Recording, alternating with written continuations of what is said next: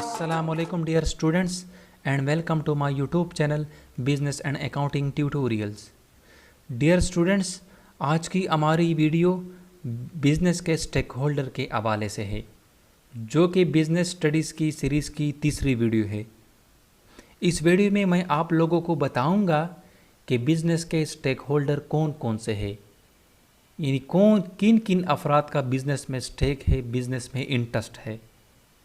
तो मज़ीद डिटेल में जाने से पहले अगर अभी तक आपने हमारे चैनल को सब्सक्राइब नहीं किया हुआ है तो काइंडली चैनल को सब्सक्राइब करें और साथ में लगे बेल आइकन को भी क्लिक करें ताकि हमारे नए आने वाली वीडियो की नोटिफिकेशन सबसे पहले आप तक पहुंच सके। तो चलिए बढ़ते हैं आज के इस वीडियो की तरफ। बिजनेस के स्टेक होल्डर हमारे पास दो तरह की डिवीज़न है, यानी बिजनेस के स्टेक होल्डर को हम दो कैटेगरी में डिवाइड करते हैं। एक इंटरनल स्टेक होल्डर है और दूसरा एक्सटर्नल स्टेक होल्डर है।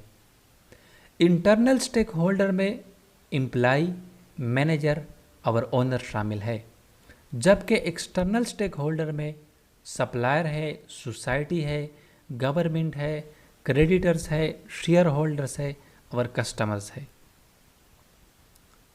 तो चलिए आते हैं इंटरनल स्टेक होल्डर की तरफ। इंटरनल स्टेक होल्डर में हमारे पास सबसे पहले ओनर है। ओनर को हम एंटरप्रेन्योर भी कहते हैं, यानी वो पर्सन जो किसी भी इकोनॉमिक एक्टिविटी को इनिशिएट करता है। किस तरह? अपने कैपिटल को इन्वेस्ट करते हुए, उसकी ऑर्गेनाइजिंग करते हुए, उसकी मैनेजिंग और उसके बदले रिस्क लेते हुए एक इकोनॉमिक एक्टिविटी को इनिशिएट करता है। फिर उसमें हमारे पास मैनेजर है। इदारे में मैनेजर अकाउंटेबल होते हैं अपने वो तमाम फैसलों के लिए जो उसने किए होते हैं। ये दूसरे अल्फाज में हम कह सकते हैं कि मैनेजर हमारे पास एक मिडल मैन है शेयर होल्डर और बोर्ड ऑफ डायरेक्टर के दरमियान, यानी शेयर होल्डर का जो पॉइंट होता है वो बोर्ड ऑफ डायरेक्टर तक पहुंचाता है। अब बोर्ड ऑफ डायरेक्टर में शेयर होल्डर की बिहाफ पे जो डिसीजन लेनी होती है, अब उसी डिसीजन को यही मैनेजर इम्प्लीमेंट करते हैं। थर्ड नंबर पे हमारे पास एम्प्लॉय है। एम्प्लॉय वो तमाम अफराद का नाम है, वो तमाम वर्कर का नाम है जो कंपनी के ऑपरेशन को चलाने के लिए हायर किए जाते हैं। एक्सटर्नल स्टेक होल्डर में हमारे पास कस्टमर है, यानी कस्टमर वो अफराद, वो पर्सन शामिल है जो कंपनी के प्रोडक्ट को ख़रीदते हैं। कस्टमर यही प्रोडक्ट या तो कैश पे ख़रीदते हैं या क्रेडिट पे, कर्जा पे ख़रीदते हैं। मार्केटिंग की दुनिया में कस्टमर की हैसियत एक बादशाह की होती है। A business can not survive without a customer, यानी कस्टमर को हम बुनियादी दर्जा देते हैं, यानी एक बिजनेस है वो कस्टमर के बगैर नहीं चल सकता, क्योंकि जो प्रोडक्ट बिजनेस ने प्रोड्यूस करने हैं अगर वो कोई नहीं लेता तो बिजनेस किस तरह रन होता है। लिहाजा कस्टमर का किरदार बिजनेस में, कंपनी में, ऑर्गेनाइजेशन में इंतहाई अहम होता है। उसके बाद हमारे पास सप्लायर है। सप्लायर में वो पर्सन्स, वो पार्टी शामिल है जो कंपनी के प्रोडक्ट को बनाने के लिए उसके रॉ मटेरियल सप्लाई करते हैं। उसके बाद क्रेडिटर्स है, यानी क्रेडिटर्स में वो पार्टीज़, वो पर्सन्स, वो फाइनेंशियल इंस्टीट्यूट शामिल है जो बिजनेस को लोन देते हैं।